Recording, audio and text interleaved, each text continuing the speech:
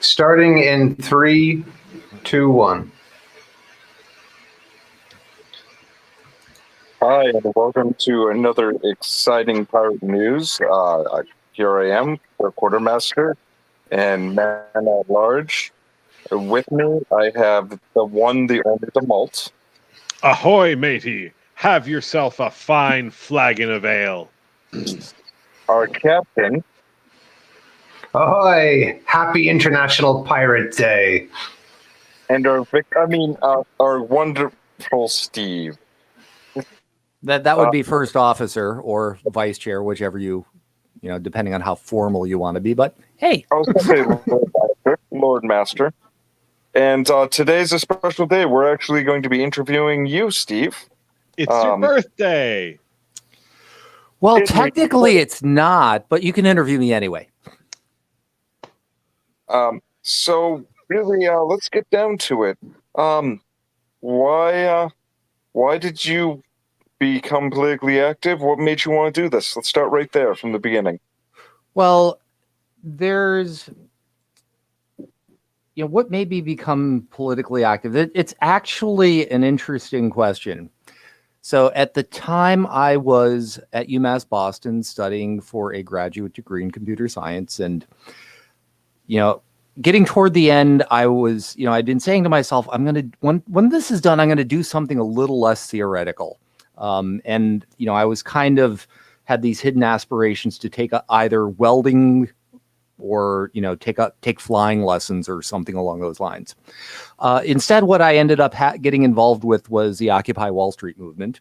That was my first example into sort of like protests and, social movements and that sort of thing.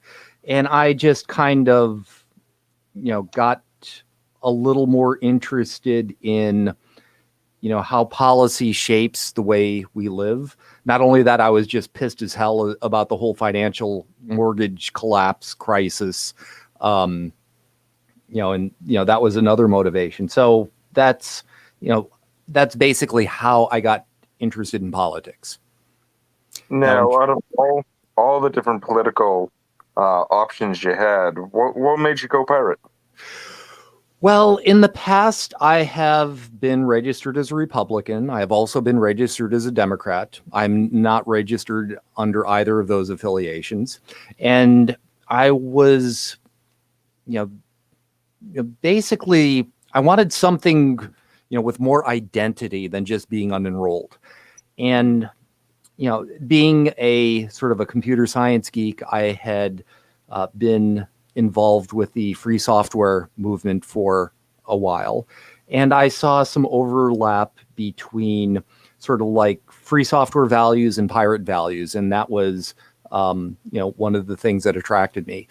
Particularly the Pirate Party is a party who I think, aside from caring a lot about open government and transparency, is also interested in the way that technology and policy intersect.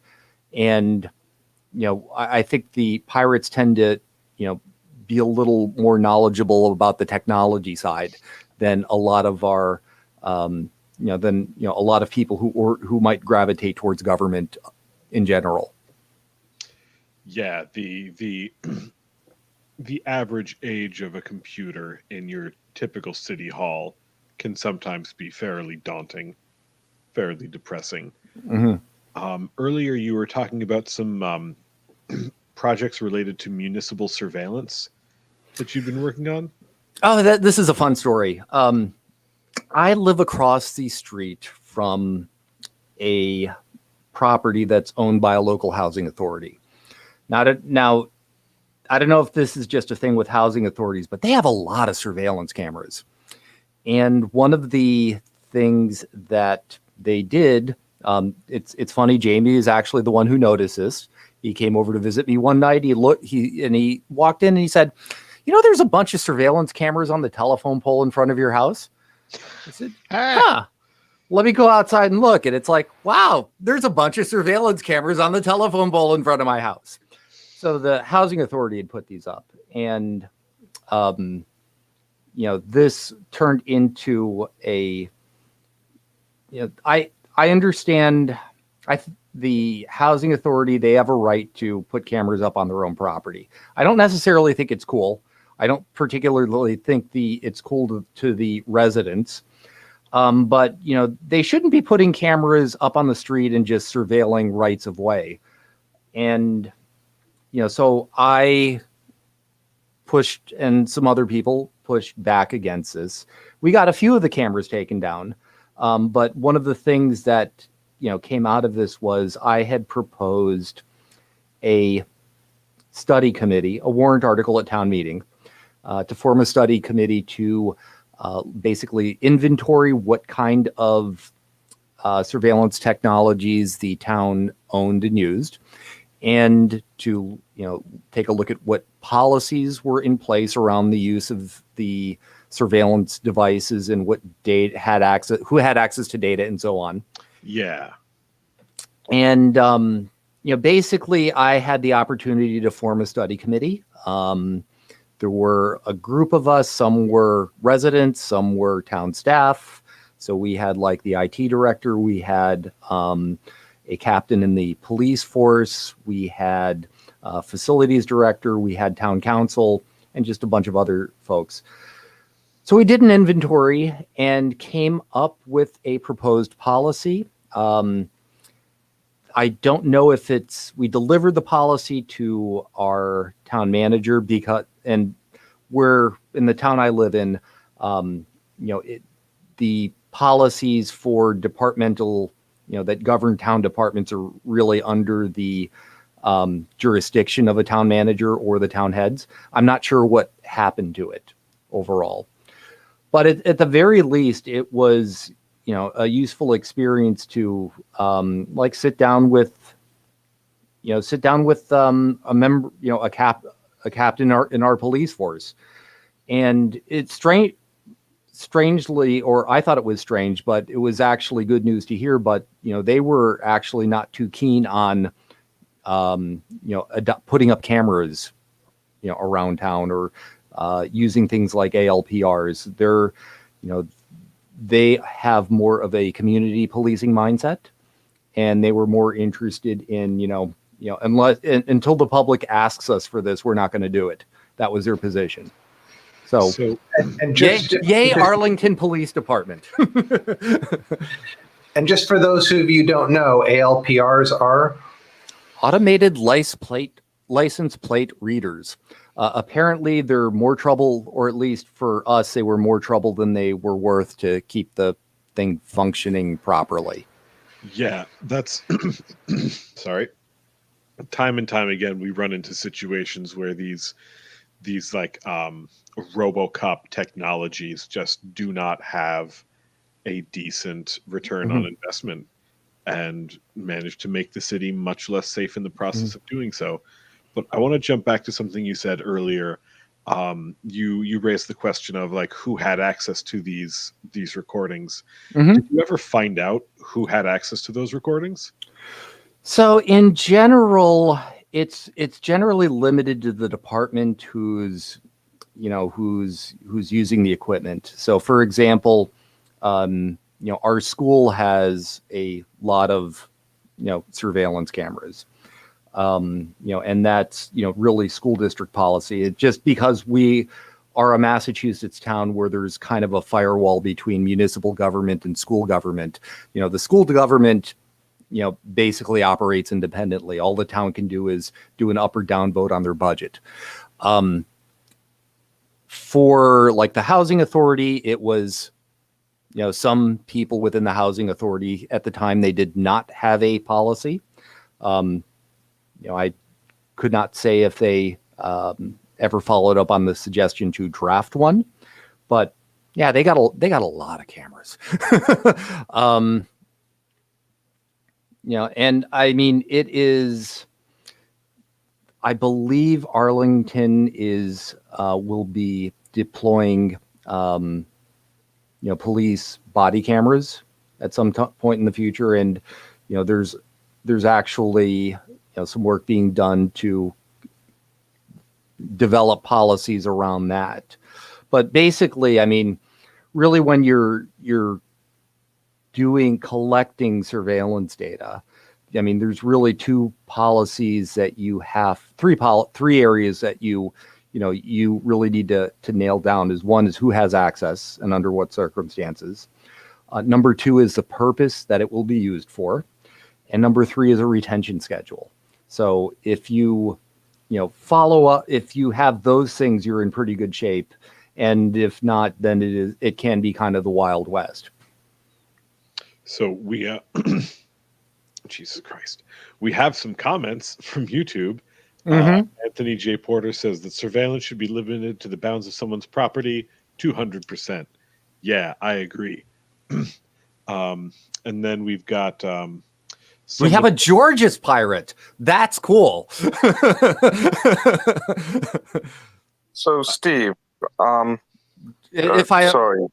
Finish thought, and then I have a question for you. Okay, I was going to say Georgism, if I'm not mistaken, is a philosophy that you should be taxing land on its potential to develop rather than what's already there.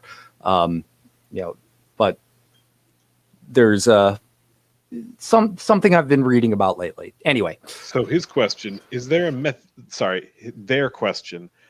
Is there a method you found more successful in promoting the Pirate Party name and ideals? Great question. Yeah, so because I am in town government and town government is nonpartisan, I tend not to be able to, I tend not to have many opportunities to promote the Pirate Party as a party name. But in terms of the ideals, yeah, you can totally do that. I think the work on forming a surveillance study committee was an example of putting pirate ideals into practice. Being involved in local government, I also go to a ton of meetings. I take notes, I write them, I post them on a website. That is the idea that, the people doing the work should be transparent about what they do. And it's actually a lot easier to operate, I think, when you just put all your cards out on the table. So that leads right into my question, whereas you're practicing what you preach. You're taking those pirate ideals and you do them day in and day out. Would you say it was easier for you to go for that local office, do you think it's a good learning experience, and do you think that later on you're going to go for a higher office? Well, there are getting involved in, like local government, whether you are running for office or serving on a committee or just going to, showing up and observing meetings once in a while, I think is a worthwhile thing to do. At least it will expose you to some of the complexities of, how government works, because although you can often think if people would just do this one idea, things would be better. And 99% of the time, it doesn't work that way. Life comes at you hard sometimes, and a lot of problems are they don't lend themselves to simple solutions. Yeah, I'm going to say, if you're out there listening here and you're spending at least 5 to 7 hours a week tweeting or social media-ing about politics, you should get your ass on a board and commission. Or at least, go to if you want to, you can actually do both. Well, not quite do both. You can go to a select board meeting or a zoning board hearing or a planning board or a finance committee, school committee, whatever. Go to one of the meetings and live tweet. Mm-hmm. Mm-hmm. Some great content. It is, yeah, you can get some great stuff. Like the amount of brazen crime fuckery that happens in absolute open public meetings is honestly astonishing. Mm-hmm. Well, I think it depends on the municipality. I guess I'm just speaking from my Worcester perspective. From your Worcester's perspective. I was visiting some family in Pennsylvania, and I think that most of my relatives have the same feelings about local government as yours do. For us, we're at least, we during the last couple of years, my town, and I'm proud to say this, has made I think some pretty good strides about being transparent about with respect to what happens. Um, you know, the aside from like just posting the bare minimum agendas for meetings online, all of the supporting materials go along with them. So everything that a member of a select board or a school committee would have access to for a meeting, the public has access to.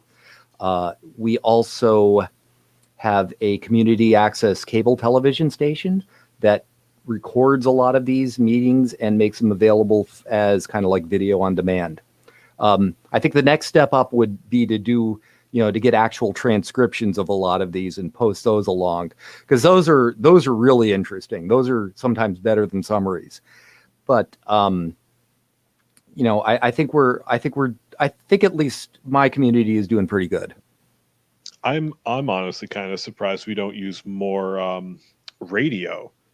Like, think about AM, like especially in the AM broadband or in the AM spectrum. There's so much political talk. Mm-hmm. You could have a broadcast, like you could have a broadcast tower on City Hall in most towns and reach the area you need to. Mm-hmm. Now, that's a great point, Maltz. Steve, tell us about your radio interests. Oh, so after I moved to Boston to go to music school. I have a degree in music production and engineering. That's what I did before I got tired of being really broke all of the time. And so I worked in radio. I played guitar in a bunch of cover bands and was a sound engineer. So I did was a radio board operator and producer for about 10 years. I worked at a public radio station called WUMB, stands for University of Massachusetts, Boston. And I generally worked graveyards on weekends. So yeah, I like radio. Radio is cool. Oh man, it is such a good way to get the local flavor and to also get it out there. Yeah. Well, so, no, man. So we have a couple of community radio stations in the Boston and Cambridge area, and they're not just limited to Boston and Cambridge. There's a great one up in Maine someplace where I turn on the radio and I hear them playing like an hour of Frank Zappa. It's like, wow, this is cool. I was on my way down to Pennsylvania last week and we tuned into a college radio station and, got 20 minutes of Bulgarian house music. I mean, independent radio rules. It just does. It's you hear some of the most amazing stuff that, you never even knew existed. Oh man. Yeah. Shout out to Unity Radio in Worcester. Having some incredible programming. Another comment from Anthony J. Porter. I believe you. There have been so many insane verbal throwdowns in my hometown's local town meetings. Oh, yeah. Especially anything regarding mask mandates is a total shit show. Have you had any weird or wild experiences from like anything weird ever happen? There've been a couple. And as I said, one of the things I do going to meetings is I take notes and I type them up. And sometimes public meetings, while serious and in nature, they could also provide a certain level of entertainment. Yeah, like you go to one meeting and a person, you basically have two people getting into an argument about whether whether a specific website is like a Soviet run whatever or not, and you see good stuff like that. Now, Jamie, you have known Steve here for quite a few years now, correct? Jamie needs to turn his microphone back on. He does. I do, yes. Just a few, yes. Just a few. So, in that time, what would you say has been? Well, could you formulate one of the more insightful questions in order to really capture the Steve and what an amazing human being he is? Sure. I mean, for me, Steve is calm, exceedingly reasonable, and persistent. I mean, when I look back at what Steve has done in local government, I see a lot of consistency of purpose and a lot of meeting people where they are, rather than just taking a position and doing your best to force it through. That's not to say that Steve doesn't have his firmly held positions, and he's been able to reach out and make bridges with people to be able to advance those. But one other comment that got asked by George's Pirate is, and by the way, hashtag vote pirate. Have you found difficulty being taken in a serious manner by running as a pirate, or simply not being a traditional politician? How do you work around those issues? And I would think, Steve, that it's nonpartisan, so that's less of an issue, but I'm curious what your take is on that. So being nonpartisan, it is less of an issue.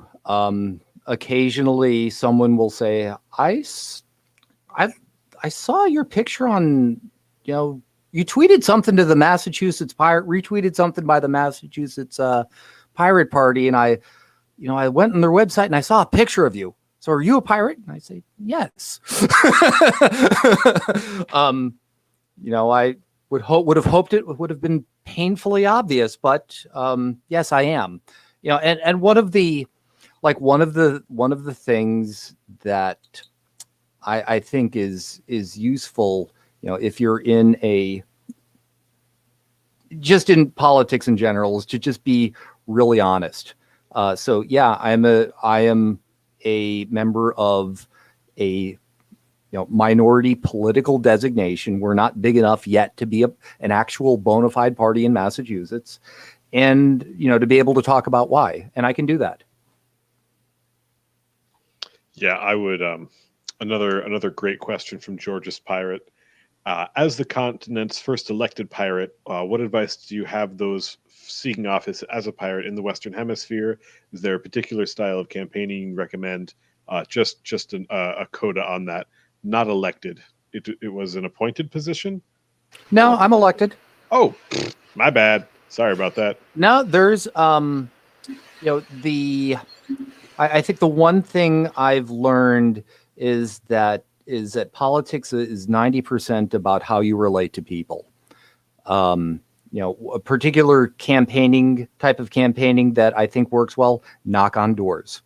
That's with word of mouth. If you come up to someone's house and spend a few minutes talking with them, I found that does a lot to show them that you're interested, show them that you're sincere, and it humanizes you. So there's door knocking, talking to one person at a time. While it takes a long time, I still think it's really the best way to one of the best ways to go about sort of just retail politicking. I would say, as to the question, is there's a particular style of campaigning you'd recommend? For myself, I would say lean into piracy as the theme. Like, people are going to attack you basically because the Pirate Party is honestly kind of a silly name. But if you make the case that you are moving to seize value that has been taken from the working class and the poor, then that means they can't use that as an argument against you. Mm-hmm. Like, you can't make fun of the clown's shoes The clown knows what the shoes look like. The shoes are intentional. Like piracy, the pirate party, we chose that name intentionally. We're not Jack Sparrow fans anymore. But why is the rum gone? because I miss Johnny that. Depp is a monster. No, Yeah, I mean, there's. Sorry, So- go, No, Steve. I mean, one of the general challenges that you have, if you look at elected officials in the, in the U.S., and I'm talking nonpartisan election, I'm talking partisan elections. There you will see I think you will see a breakdown that does not match like voter registration. So, for example, in Massachusetts, the biggest people think of Massachusetts as a Democratic state, or in terms of our elected officials, that's mostly true. We do have a Republican governor, but that's we do that. But the biggest the biggest group of registered voters are unenrolled. So both technically both Democrats and Republicans are minorities in Massachusetts, at least as far as voter registration goes. And, it's hard to get past the two-party, it is hard to get past the two-party system. And I think in Massachusetts, this is kind of intentional. Jamie, I welcome your thoughts on this, but once in a while we have the Greens, they become eligible as a party because they meet registration or turnout thresholds, and then they, lose them and then they get them back. And, we've had, I think, some good Green Party candidates in the past, including Jamie himself. But it's really hard to, actually get yourself elected. I would say if you are considering running for office, people have just seen their government abandon them in the middle of a pandemic for 2 years. So if you wanted to embrace perhaps a nihilistic, burn it all down type approach, I believe that would resonate with a large percentage of the unenrolled active voter population. But as a pirate, wouldn't that be a blow it all down? Well, there's, be careful. You got to be careful with that because, as the saying goes, if you break the system, you get to keep the pieces. Now, Steve, before I became the treasurer of the Massachusetts chapter and all that, you were the treasurer, and you wanted to give that up, and you relinquished it to me so that you could go in and run and do more locally.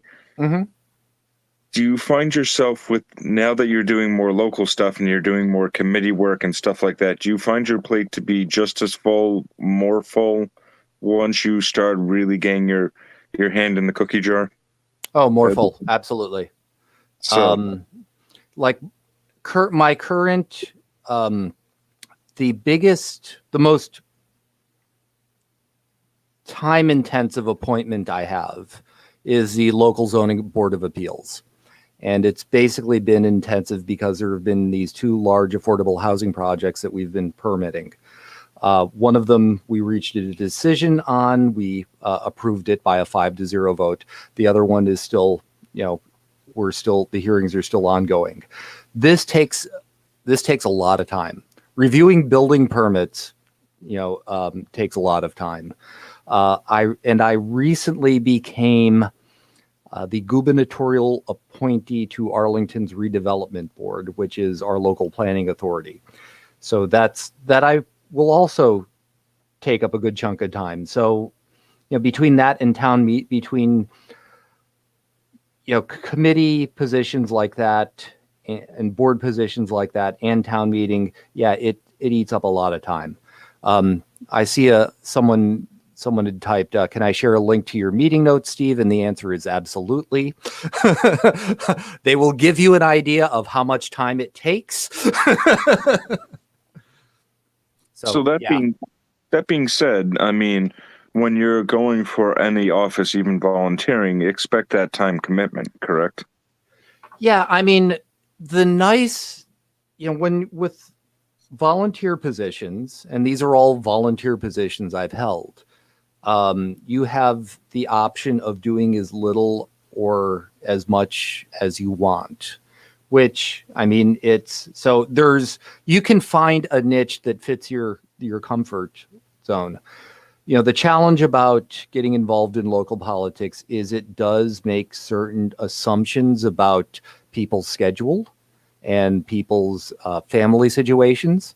So, for example, a lot of meetings are in the evening on weekdays. So if you work 3 to 11, it's going to be difficult for you can be very difficult for you to get involved. If you have young children at home, it's also going to be difficult. Or you're at least going to have to negotiate over childcare duties.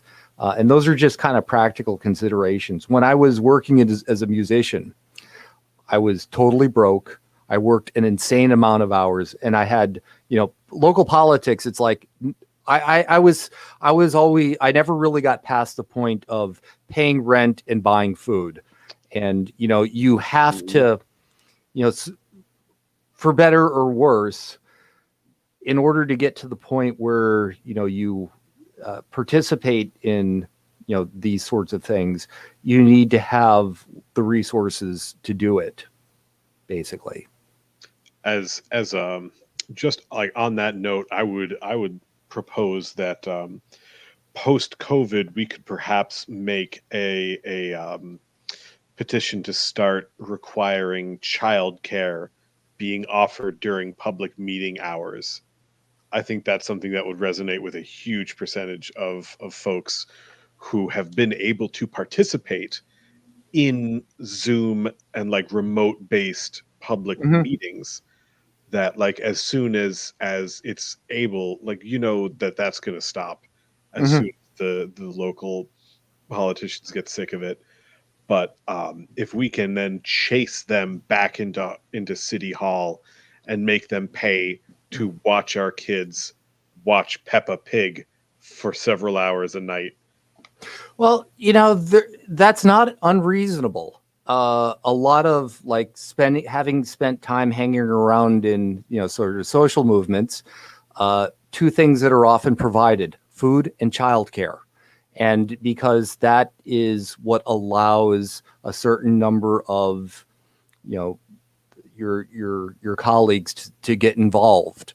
And I think, local government would do well to, to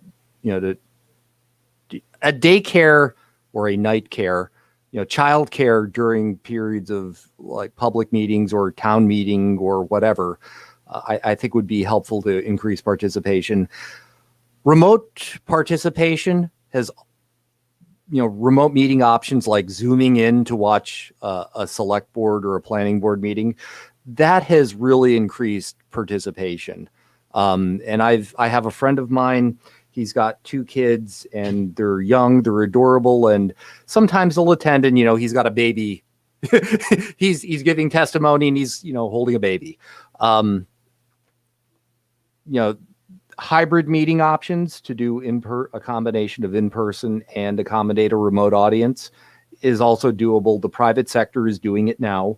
Now that some people are in an office and some people are still working remotely. So I know my town has a group working on this. They're actively experimenting with remote participation options, sort of like the hybrid meetings. And I hope to see more of that.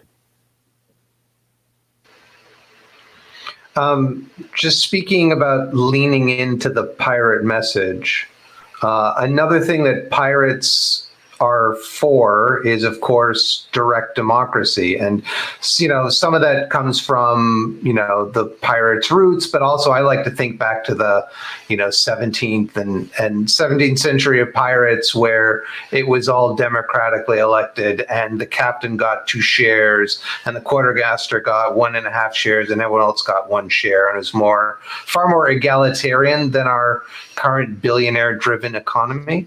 So kind of focusing on promoting direct democracy and promoting involvement is certainly something that pirates can kind of focus on.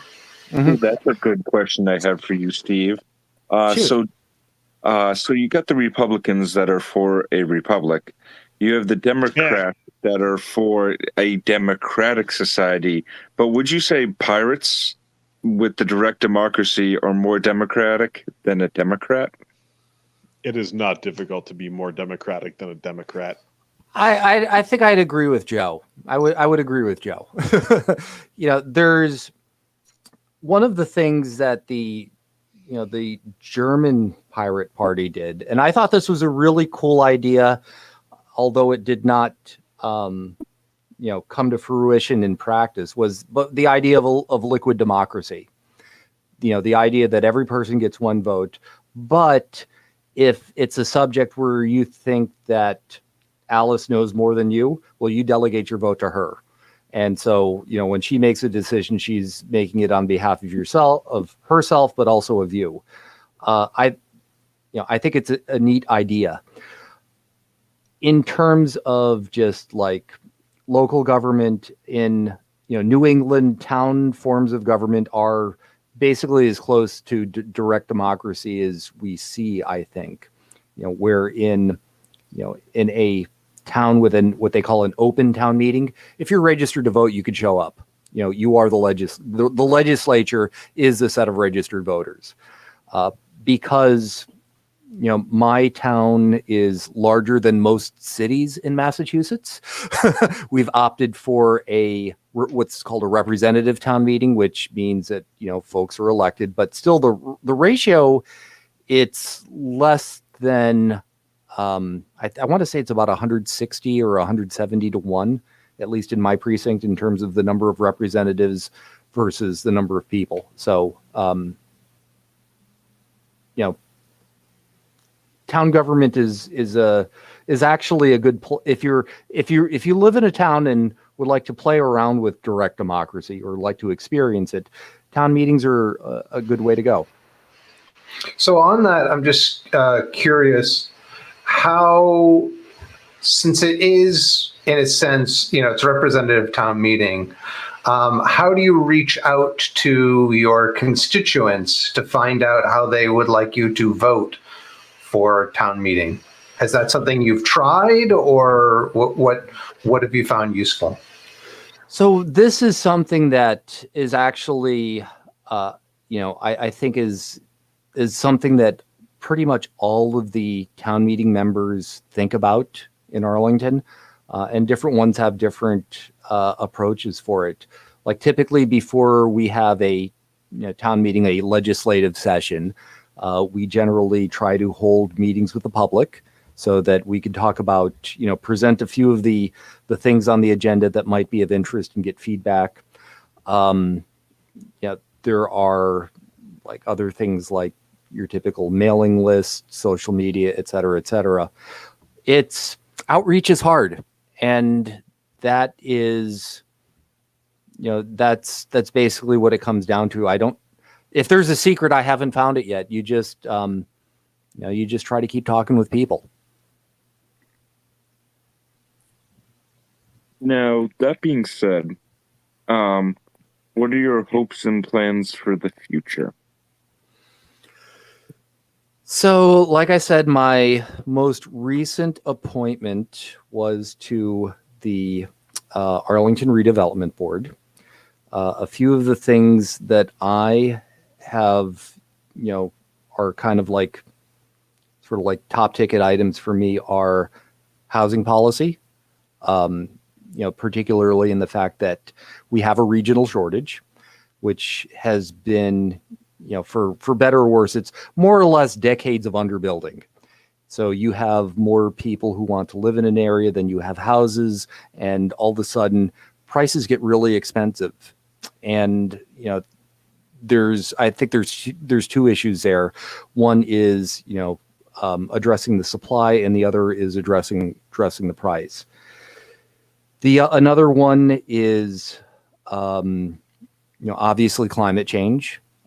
Policies that can reduce greenhouse gas emissions, I'm really interested in, and correspondingly identifying policies that more or less require a certain amount of greenhouse emissions. Those, we should get rid of those. We should stop doing. If you find yourself in a hole, the first thing you want to do is stop digging.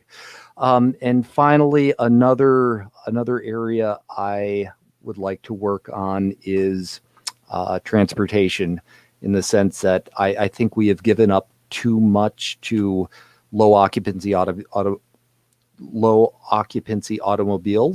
and there needs to be room for more public transit, more bus lanes, better bicycle facilities, and a whole other range of mobility alternatives out there.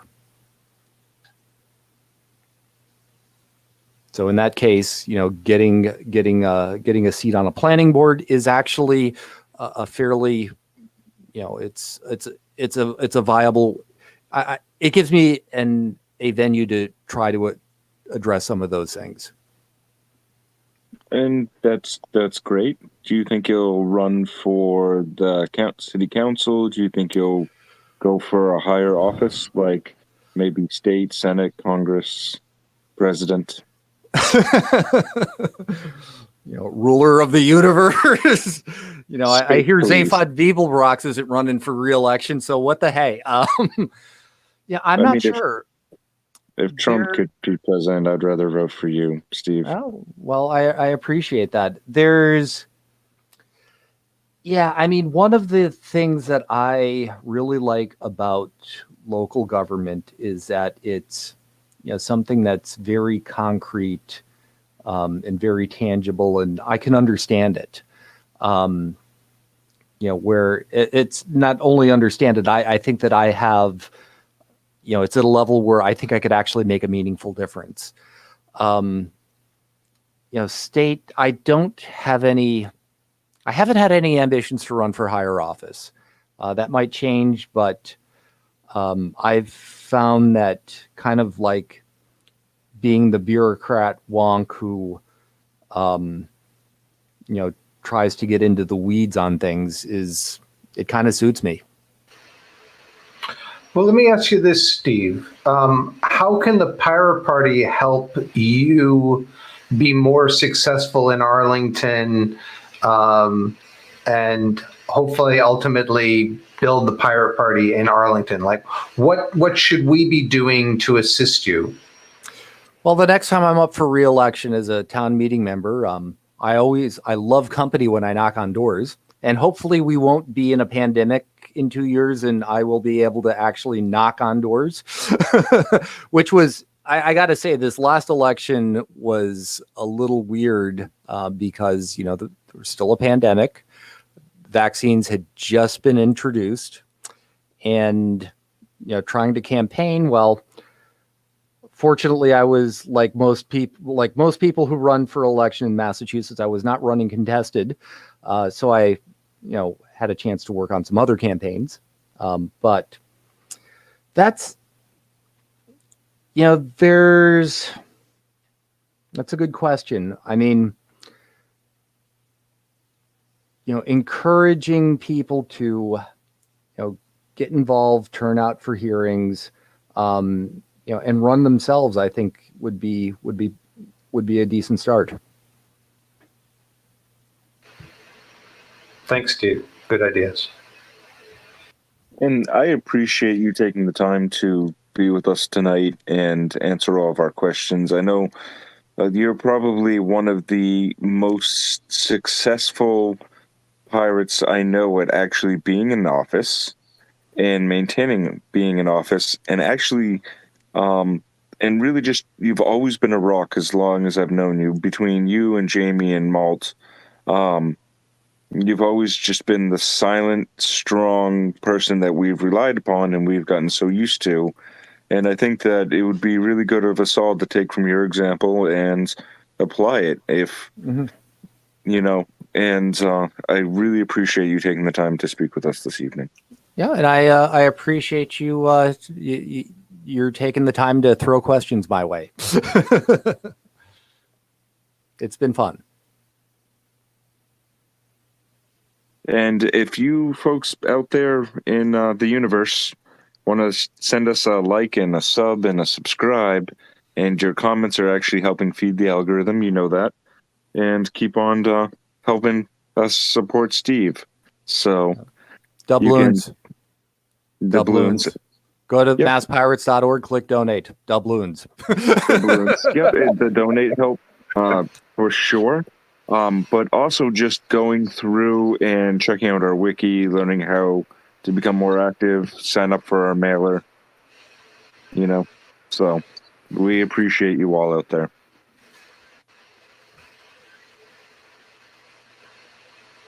Well, thanks, Steve. Thanks, Joe. Thanks, guys. Thank you all. Take Thank care, you. all. Have a good night.